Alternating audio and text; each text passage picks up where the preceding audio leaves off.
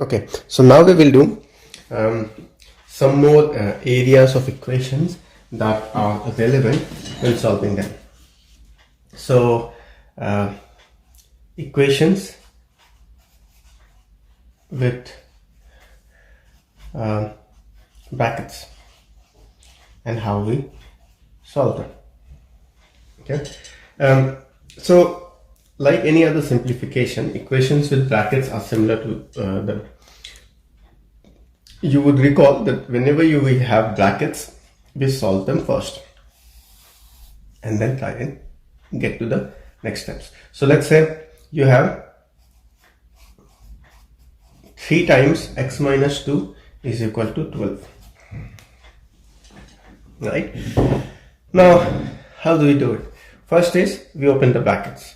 So 3 times x minus 2 is, remember we multiply 3 times x and we multiply 3 times minus 2, right, is equal to 12. So the next step will be 3x minus 6 is equal to 12. Now from here onwards things become similar to what we have already done. So 3x is equal to 12 plus 6. Minus 6 when it goes on the other side becomes positive. We are isolating 3x because we want to get the value of this. 3x is equal to 18. X will be equal to divide 3 because we're bringing it this side, becomes 6. That's our answer. Right? Now what we have done in this case is just removed brackets and kept simplifying. So let's take another example from the book. If we try to solve an equation with brackets on both sides, okay, then what do we get and how do we solve it? So 5 times 2a plus 1, that is equal to 4 times 3a minus 1, right? So you have brackets on both sides, you have a, which is an unknown quantity, on both sides, so you have to solve for a. So similar process to what we did here, we will open the brackets. Because 5 is multiplied with this entire quantity, in order to open the brackets we will have to multiply this thing. So this becomes 10a plus 5 times 1 is 5 is equal to 4 times 3a is 12a minus 4. 4 times minus 1 is minus 4. Okay, so that gives us an equation where you have two different quantities on one side, so we have to bring similar quantities on the same side. And it doesn't matter whether you bring the a's on this side or you bring the numbers on that side. So in this case, let's say let's do it the other way around. So we keep plus 5 here and bring plus 4 this side.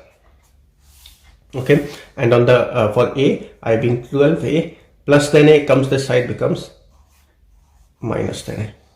So what do we get? 9 is equal to 2a. The value of 2a is 9 and a hence will be, normally whatever the unknown quantity is kept on the left. So so you can still do it like 9 by 2 equal to a. So you've divided 2 on this side and your answer is a is equal to 9 by 2. Generally the unknown quantity when you're writing the answer is written on the left side, moved side. So basically if you move both things across the equal sign, nothing has to change. So a equal to 5 is same as 5 equal to a.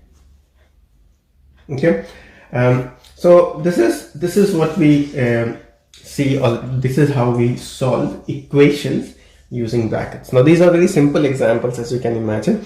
You could have more complex examples and we'll look at them as we go ahead.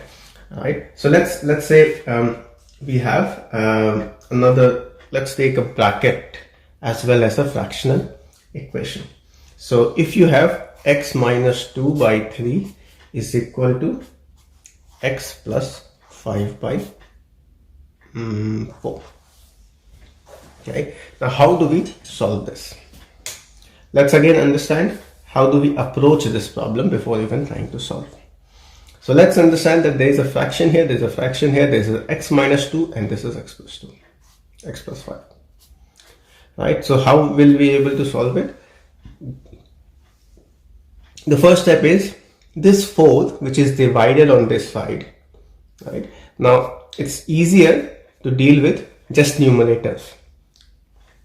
So what would I do is, because this is a fraction, it becomes a bit odd to work with fractions. I may want to move this divide number on the other side, and if I have to move it this side, I have to multiply it with the numerator of the next side. Remember, this is the entire quantity, so you have to multiply with this entire thing and not just by x. Similarly, this is 3 divided here. If I move it on the other side, this becomes 3 times x plus 5. Right, now it becomes very similar to what we had here and easy to solve. 4x minus 8, I've just opened the brackets here, and 3x plus 15. Okay, so 4x minus 3x is equal to 15 plus 8. Hence, x is equal to 23. That's your answer. Right? An interesting variation of this would be if you have the unknown quantity in the denominator. So let's take an example of that as well. How will we do that?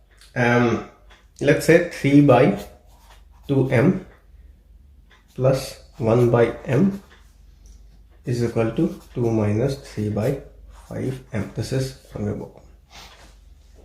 Okay. Now, in order to solve something like this, let's think of what are similar quantities here, what are dissimilar quantities here. Now, the way book has done is also right, obviously, because they have multiplied it with a common factor. We are doing LCM here. The first step may be, though, we bring all similar quantities together. So 3 by 2m plus 1 by m plus 3 by 5m is equal to 2. This negative quantity comes on the left, becomes positive. We have not changed anything. One step at a time, we are changing one step at a time. Now in this case, we will do an LCM. Lowest common denominator of this is 2, m and 5. What are the prime factors of all of this? 2 is a prime factor, 5 is a prime factor, m is a prime factor. So what is the lowest common denominator? 10m. 10m divided by 2m gives us 5. So we multiply 5 with 3 is 15. 10m divided by m gives us 10.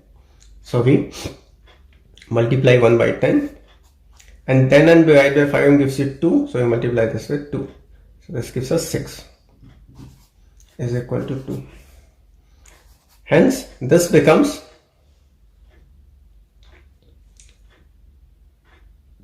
31 by 10 m equal to 2. Okay.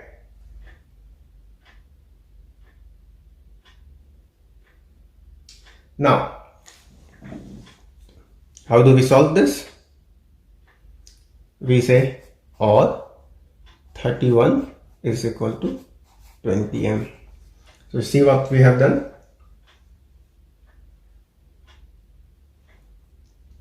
We have moved this number there, and hence m will be equal to 31 by 20. That should be your answer. That should be answer.